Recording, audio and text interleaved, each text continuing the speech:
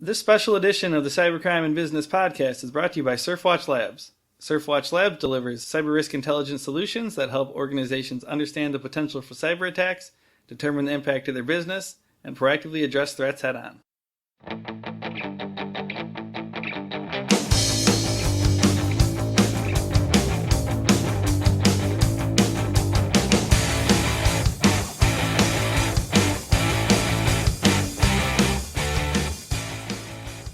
Hello everybody out there. Today is Friday, August 21st, 2015. We're back today with a special edition of the Cybercrime Business Podcast. SurfWatch Labs, they recently put out the 2015 Mid-Year Cyber Risk Report. And Adam Meyer, he's the SurfWatch Labs Chief Security Strategist. He's going to stop by and we're going to chat about the report that we put together. Is actually pretty interesting. It's a little bit different than a lot of the other reports that you tend to see in regards to cybercrime. So we're going to chat about that, and if you guys are interested, we all have the links for the report and stuff in the description if you want to check it out more in depth. But first, I thought it'd be good to set the stage, remind everybody what has happened in this first half of 2015. Matt, if you want to fill us in on some of the top couple of trends and big stories that we've seen over the first half of the year. We have a special podcast, so we get a special recap. We've taken a look at the first half of 2015 report. And I'm going to go over three different areas, but this is all going to be based on the top trending industry targets for the first half of 2015. And we're going to start with health insurance breaches. Several health insurance breaches made the list on SurfWatch Labs' top industry targets associated with cybercrime. This is including the Anthem breach, which was actually the top trending industry target for the entire first half of 2015 among all sectors. Other health insurance breaches, such as Premera Blue Cross and CareFirst Blue Cross Blue Shield, made it into the top 10. The second area of interest are point-of-sale breaches. During the second half of 2014, and we're going to talk about this a little bit later in the podcast, guys, but during the second half of 2014, point-of-sale breaches took up 7 of the top 10 spots in the top trending industry targets associated with cybercrime. Currently, there is only one target that is in the top 10, and that's Chick-fil-A. The interesting about Chick-fil-A and their breach is the company has said there is, quote, no reason to believe that any customer's payment information was stolen or at risk of being stolen. Having said that, Sally Beauty Holdings was another point-of-sales data breach, and they just barely cracked the top 25. So we've had a big shift in 2015 so far compared to the end of 2014. And the last point of interest I want to talk about, guys, is the government sector. The government sector was the most prevalent on the list, taking up 5 of the top 10 spots. Not surprisingly, the United States Office of Personnel Management breach tops the list of government sector targets, and it's number 2 overall for the first half of 2015. Other government sector targets include the IRS, which, if anyone didn't know, there's actually even been an update to the IRS breach. It turns out that there were 3 times more people affected than originally reported, around 334,000 people now instead of right over 100,000. The United States Army made the list, United States Central Command, the White House, and the NSA all were in the top 10. So government sector was heavily represented in top trending industry targets for the first half of 2015. Let's get right into it, guys. We're talking about this report, the first half of 2015. Adam, could you kind of explain what is the purpose of this report? Well, thanks, Matt. This year and for this report, first half, is we really wanted to take a different approach when analyzing our data. You know, being a risk intelligence company, we see a lot of different data sources from a lot of different industries, and we wanted to see if there were some common themes across all of that different data sets. And also, we wanted to make sure that the report talked to more of a practical nature things, right? So a lot of reports, depending on who's publishing a report, certainly lots of good data from those vendors, or lots of statistical information, but we really wanted to talk to what I would classify as like the blue-collar cybersecurity workforce, those who need to see an end result in the report and have something to go do, right? Something to go place resources against and effort against, and that was kind of the purpose of how we did things. We took a little bit of a different type of methodology as hopefully a lot of our listeners are aware, SurfWatch uses something called a cyberfact model. And if anybody listening isn't sure about that, just go to surfwatchlabs.com and click on the analytics menu item, and you can see exactly how our data is formatted. It's formatted in something called cyberfact, so actor, target, effect, and practice. So who did it? What was the target? What effect or harm did it cause? What practice or methodology did they use? So we looked across all of our cyberfact data sets, and we wanted to look at the industry as a whole and identify what was the top avenue of approach for malicious actors, meaning what was the top methods used to establish a presence in an environment. And that's intended to communicate to whoever's reading it that that is the top avenue of approach, and you should be looking at your internal environment and comparing our analysis against your operations, and hopefully sparking some conversation. Say, hey, are we well positioned for this top threat as SurfWatch is depicting, as well as what's our own incident response and our own past history looking like? Do we have a lot of activity looking at our logs and various sensors that kind of talk to this and confirm this? And if not, are we applying our resources in the right area or not? Just speaking to that, one of the numbers from the report is more than 3/4, I think it was like 77% of all the negative cyberfacts that SurfWatch Labs collected over that first half 2015 period were all related to those user interaction points and data. So yeah, it really does highlight the fact that that really is the big thing that cybercriminals are exploiting when it comes to cybercrime is that human interaction. Yeah, and let me kind of expound on that and what I mean by the user interaction. What we found is, and I'll sometimes use in conversation the user environment kind of as a overarching term, and what we're really talking about is your user base is the most forward-facing environment in most organizations, right? They're dealing with human resources, they're dealing with financials, they're dealing with customer service.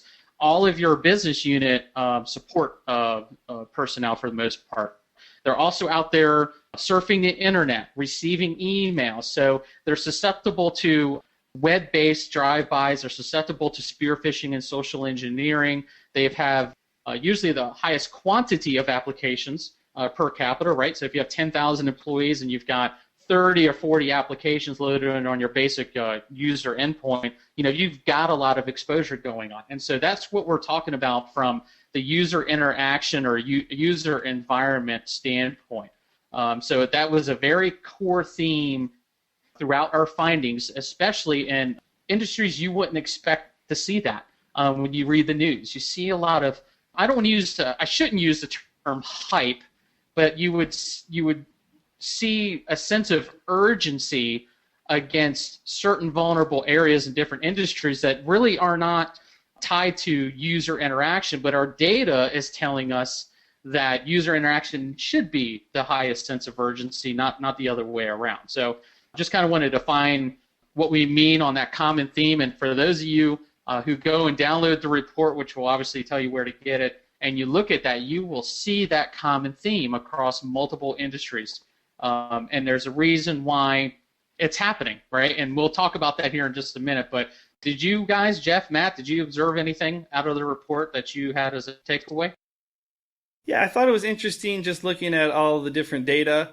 I'm just thinking myself personally, I've only been covering cybercrime a couple of years now, and going back to 2014, everyone was just talking about point-of-sale cybercrime. I believe in the second half of 2014, 7 of the top 10 trending targets were all related to these point-of-sale breaches. Like Home Depot, Staples, Dairy Queen, all those. So I guess I expected that, it's going to even get worse this year. But it seems like there's been kind of a shift, and there's a lot more targeting of personal information, according to the data. And that's kind of reflected in a lot of the top breaches that we saw. There's a lot of government breaches, a lot of stuff related to health insurance. So that was kind of the most interesting thing to me in terms of my expectations, not really being met, once I looked at the data and what actually happened. I don't know if Matt, if anything stood out to you at all? Yeah, this certainly did. And part of this, again, as you mentioned, Jeff, we tend to talk about these point-of-sale breaches. One of the things that I've been able to do since I started last year in late 2014, I got to get my hands on all this data and these cyber facts that we keep talking about. An interesting takeaway from the report: the healthcare sector leads the way in third-party compromise tags, and we get this from the cyber facts that we're talking about, and not the consumer goods sector, which Jeff kind of pointed out. In the healthcare sector, it's actually healthcare facilities and services that are the top trending target of third-party cybercrime tags. That also surprised me, considering, as I mentioned earlier, the Anthem breach, which is involved a health insurer, is the top trending industry target among all sectors. And as well as Anthem, there were other health insurers that made it into the top 10 for the first half of 2015. I was surprised about that.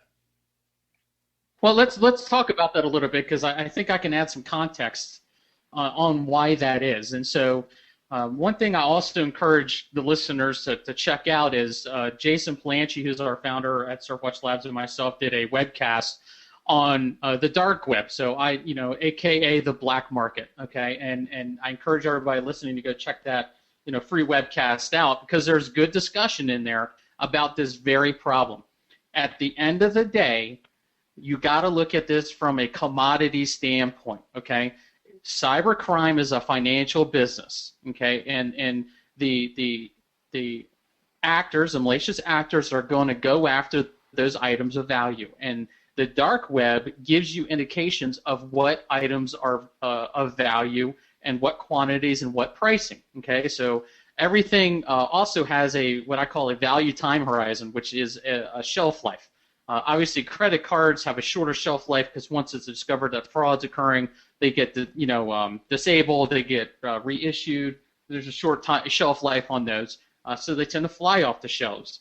Conversely, data that has a long shelf life, like names, addresses, dates of birth, social security numbers, those don't really shift, right? They don't change. They're pretty static, and they can be used for a lot of different harm. And we articulate that in some of our diagrams within the mid-year report.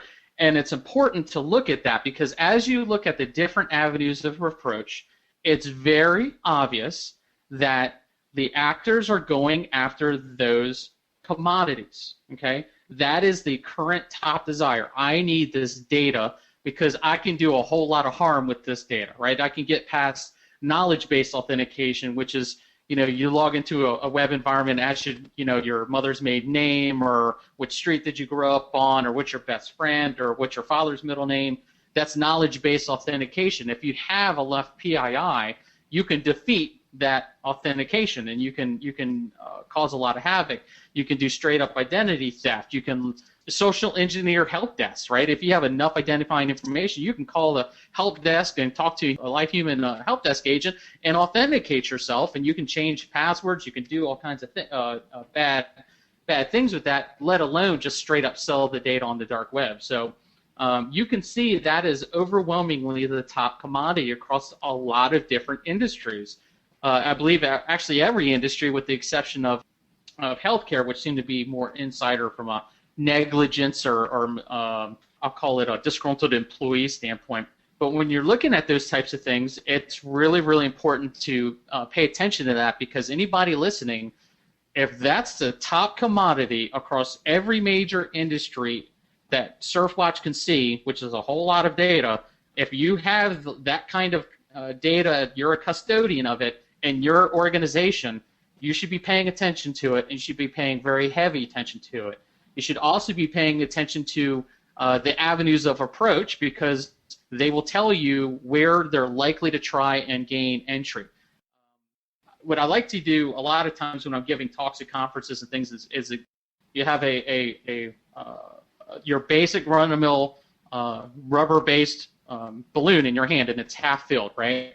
If you squeeze that balloon in your hand, obviously it's going to expand in another direction, and that's what happens with fraud. You squeeze one area, it's just going to move into another, and that's what's happening. And especially for your comment, Matt, you're seeing this shift. Well, if the target becomes hard in one area, the fraudsters are just going to shift to another. You're squeezing one side of the balloon, and so that's why you see, hey, well, point of sale breaches are down? Well, it's because a lot of vendors have been upgrading their infrastructure. Eventually, actually in October, the EMV liability is shifting, so a lot of people are seeing that kind of thing. Tokenization is getting rolled out, so the targets are getting more difficult. So obviously the fraudsters are going to shift to another softer target. Another good example of this is the industrials sector that we looked at. Now, we combined energy, utilities, and industrials all together in this assessment since they complement one another. And it was interesting to me, personally being a former CISO and working in the critical infrastructure sector, so I've got some experience in that world. It was interesting to see that although news organizations or information sharing organizations are really pushing the narrative that you really need to be looking at your industrial assets, right? Your what I call kinetic assets, right? It's the industrial systems that actually have physical movement, can open and close valves, and can shift mechanical items. There's a lot of focus on securing the systems, which by all means is very wise to do. It needs to happen. The industrial environment is way behind the curve on cybersecurity, since they were never engineered for that purpose in the first place. But it was interesting to find out that the point of entry into these organizations was not through your typical, they call it OT, your ICS environment. It was coming through the user environment. So it's the HR person at that critical infrastructure organization. It's the finance person at the critical infrastructure organization. Their marketing department, whatever their business support organizations are the points of entry. And once they establish a point of entry into the organization, that's where they're moving laterally and establishing further presence. And that's how they're getting into the industrial side. It was also interesting to note that the desire is customer data, right? They're stealing customer data out of these industrial environments. They are not necessarily going directly after the kinetic assets, right? Not that that's not a risk, not that you shouldn't be concerned about that, and absolutely should be a part of your program, but the commodity is not to gain access to an asset that can turn a power breaker on and off, although that's, like I said, just want to reiterate, a very big concern in many areas. They're actually going after customer data, because that's a commodity. They can sell that. They can use that. Now, obviously, you can wreak a lot of havoc in industrial environments physically, but the cybercriminal can't sell that valve, right? They may have access to it, but can they do anything with it that meets their motivations? They're not getting rich off of that access. They're not. Now, you may have a national defense issue, which is certainly the concern, but they're not stealing it because they can't sell it on the black market. At the end of the day, this is a crime issue, and if your assets cannot commit crime and is not a return on investment on the attacker's efforts, then it's probably a lower risk than the data and other parts of the organization that does have a commodity value to it. Yeah, and just to elaborate on some of the points about data being targeted as a commodity, just looking at the past 4 quarters, if you go back to the third quarter of 2014, it was only 9.5% of SurfWatch Labs' negative cyber facts that were tied to personal information stolen leaked. And that has grown consistently each quarter to this most recent quarter. It's all the way up to 29.5%. So now it's almost getting close to a third of all the cyber facts are related to personal information stolen leaked. Also, the number of organizations tied to the personal information stolen leaked tag has also increased. The third quarter of 2014, that was 269. The most recent quarter, 371. So yeah, I think that definitely backs up what you were saying, Adam. One other thing from the report was these exploit kits and 0 days. And we've talked about this with other people previously on the podcast. These cyber criminals are getting much quicker at implementing a lot of these 0-day vulnerabilities as well. So there's definitely a shortened window in terms of time to patch and vulnerability management and things to think about in that regard. But yeah, just in terms of looking at the cybercrime marketplace, definitely is that shift towards the data, as well as the shift towards getting better at being able to exploit those user interaction points by implementing those vulnerabilities much, much faster. A lot of the exploit kits out there and a lot of the 0-day type of efforts that are going on, almost 99% of the time require some type of human intervention, right? They require somebody to open a web page. They require somebody to click on a malicious URL because they received it in a phishing email. It's requiring that human interaction to initiate. And so not only do we need to have more focus on the detection base, obviously if that button is clicked, but also that preventative, in many cases, it's educational type of efforts to say, look, this is a major, major problem.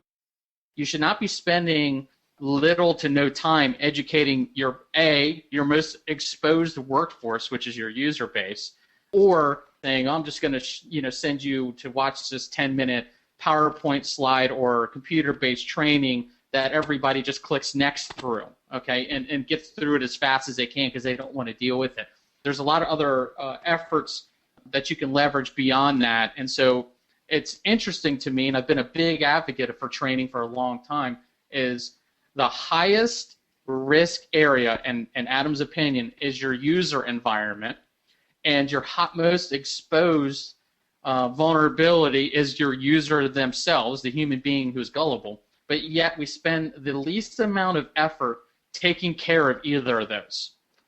And so that's kind of a large problem that I think industry is going to have to get over pretty quickly. And again, this report is meant to highlight that issue, okay? And that's the prevention type of things. And why wouldn't you go investigate that? So that's definitely the message we want to send. So, Adam, we see a lot of news and commentary regarding third-party compromise, also known as supply chain risk. How does this focus on the user environment in the report play into that? Could you kind of talk about that a little bit?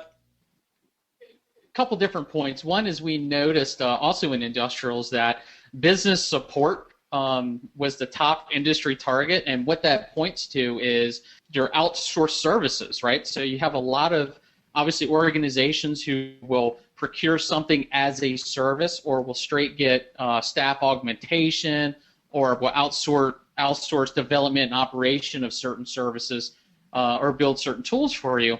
And as those organizations being a part of your supply chain, whether it's a partner or a supplier, they're obviously connected to you in some way, shape, or form, and there's a sharing of data in some way, shape, or form. And when you think about like Target, right? Was the root cause problem of Target's compromise the point of sale part, which obviously it played a major factor in that, or was it the HVAC company that was the point of entry? That was the avenue of approach. How was the HVAC company exploited to initially get that presence established? Was it through web-based technologies like our report's showing? Did they establish a presence, and was user interaction a reason that the presence was established? And then they were able to get lateral movement into Target's environment and further exploit. That's the type of thing we're looking for, and it all plays together. If the top avenue of approach is user environment, it's web-based technologies, it's the human element needing to click to initiate the event, that is a similar risk to your supply chain as well, right? So that's why it's very important to make sure you have a lot of protection mechanisms in place to make sure that the push and pull of data between you and your supply chain is in the right areas, as well as to contractually require a lot of your partners and suppliers to subscribe to certain cybersecurity best practices, right? So I can tell you right now, if I was going to cut a contract with a major supplier, I'd be looking at these avenues of approach and thinking about how can I contractually articulate some language that says that, thou shalt conduct social engineering training, thou shalt pouch user environments within certain thresholds. I know that the highest exposure factor is that user environment. So if it's almost pointless to protect all of your employees to a high standard, have a very low or loose standard to your suppliers that also have access on the back end, right? So you want to make sure that the same theory is delivered to all of your major environments. You've been talking a lot about user interaction on this podcast, Adam, and just wondering, say you're a business listening out there and you're it's clicking in your head, okay, I really got to focus on this user interaction and these web-based points.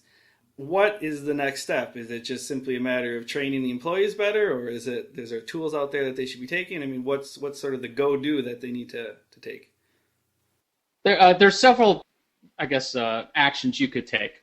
The first one would certainly be to focus better training to the user base that's in the form of a conversation. An example I can give, and I was actually interviewed by CISO Magazine as other CISOs looking at this, and one of the things I found successful on was something we did called Lunch and Learns. And what that was I used to have a brown bag lunch session and just invite anybody in the organization to come talk technology, come talk cybersecurity, whether it was a gripe or just educational, they just want to learn more. And what I found was 99% of the time, the conversation was employees saying, how can I keep my kids safe online?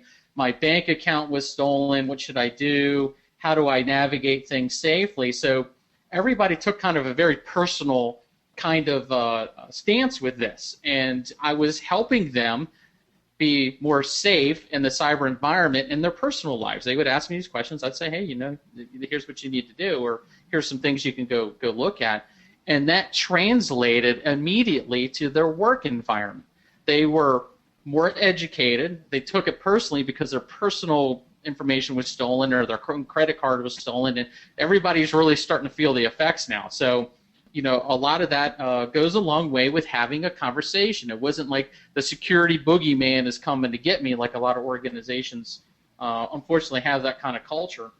And that really drove a lot of awareness around. I started getting more emails of people paying attention saying, hey, Adam, I saw this email. What do you think? And so they were self-reporting things a lot more often, which means they had more of a heightened awareness. So obviously we were starting to make traction on that. The other efforts is simple things like, hey, your general user base should not have local admin, right? And if they need local admin, you need to come up with a way to reduce those level of privileges, because unfortunately in many cases IT departments are understaffed and they're overworked, and in many cases if somebody needs access or some kind of special hand-holding, it's easier to just give them access to everything so they stop bothering you versus having to spend the extra time to come up with one-off solutions.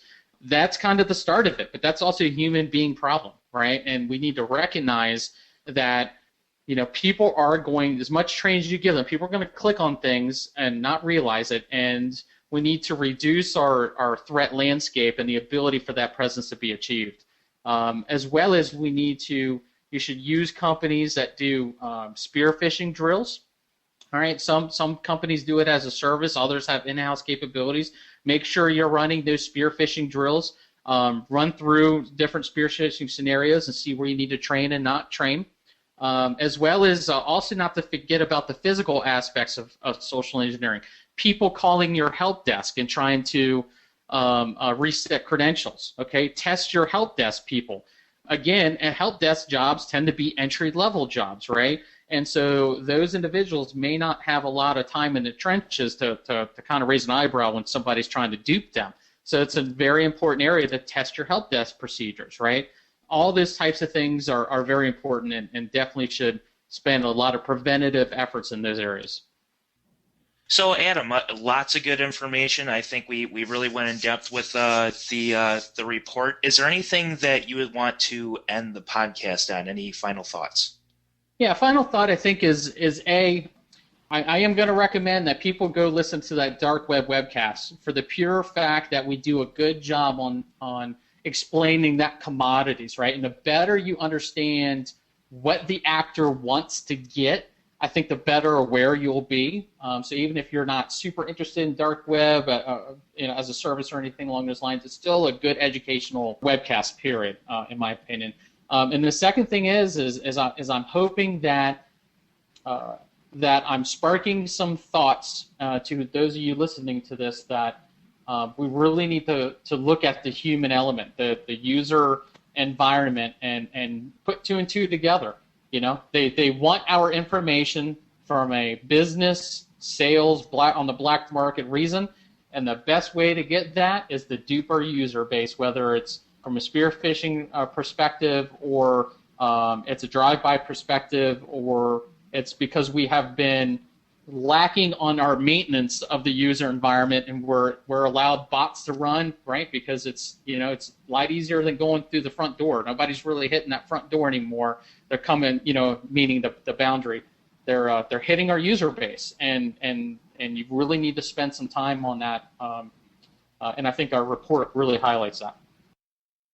All right. Well, thanks for joining us this week, Adam. And just a reminder, we'll put the link to the SurfWatch Labs first half 2015 report and the link to that dark web webcast in the description. So if you're interested, check those out.